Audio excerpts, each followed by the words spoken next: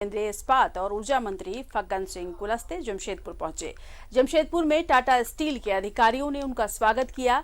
Centre for excellence और सोनारी के tribal culture centre का उन्होंने भ्रमण किया। शाम 4 बजे वो आदिवासी गौंड संघ की आयोजित कार्यक्रम में शामिल होंगे।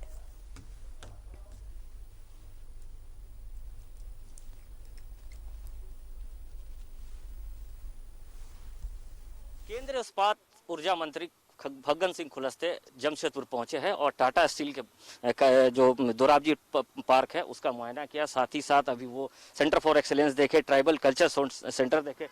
सर, पहले तो आपका जमशेदपुर टाटा के शहर में स्वागत है। धन्यवाद जी। कैसा लगा सर शहर?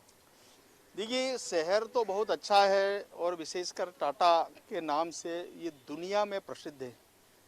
और हमारा टाटा स्टील का भी काम जब शुरू हुआ तो इसका बहुत पुराना इतिहास है। और अभी आप ये देख रहे हैं राजी का ये जो गार्डन है, स्मृति के रूप में उनको यहाँ पर बनाया गया है। और उनका जो योगदान है, मुझे लगता है कि हर क्षेत्र में, हेल्थ के सेक्टर में, एजुकेशन में, इंडस्ट्री का, देश के कल्याण के लिए उनकी जो कल्पना थी, मैंने थोड़ा चलते चलते जो अनुभव किया है, तो मैं ये कह सकता हूँ कि ऐसे लोग या इस प्रकार की शख्सियत जब देश में देश के लोगों के बारे में, देश के बारे में सोचते हैं तो इससे देश आगे बढ़ता है।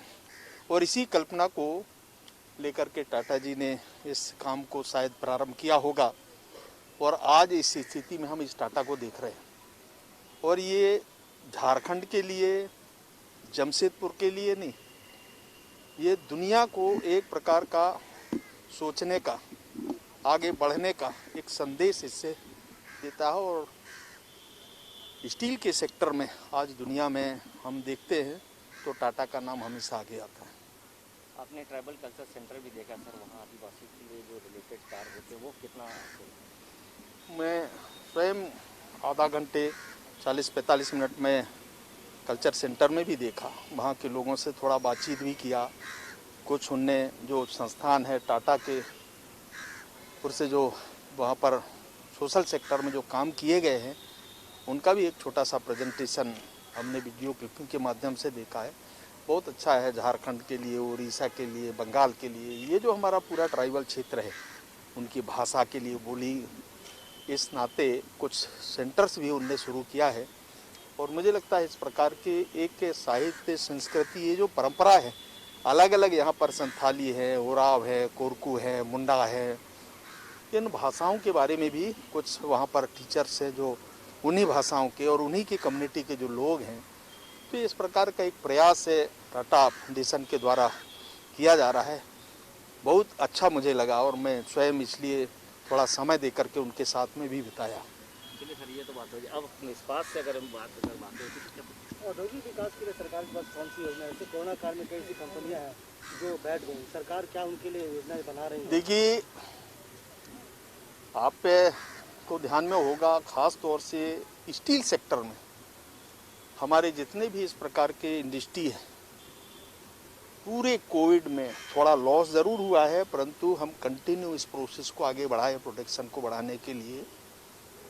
इससे बहुत बड़ा लॉस भी हुआ है स्टील सेक्टर को, परंतु ये प्रसन्नता का विषय है कि इसमें हमारे सारे इंडस्ट्री सेक्टर के लोग, जो भी इंडस्ट्री हमारा है, अगर छोटे उद्योगों को छोड़ दें तो हमारे जितने भी, चाहे टाटा हो, हमारे सेल है, अड़ू है, ये सभी कंटिन्यू चलते रहे इस प्रोसेस में। लगभग 1.5 वर्षों के अंदर उनकी क्या स्थिति होगी ये तो आप जान सकते हैं कि देश में इंडस्ट्री के सेक्टर में सारे हमारे जो मैन पावर सेक्टर में काम करते हैं उनको भी हमको छोड़ना पड़ा।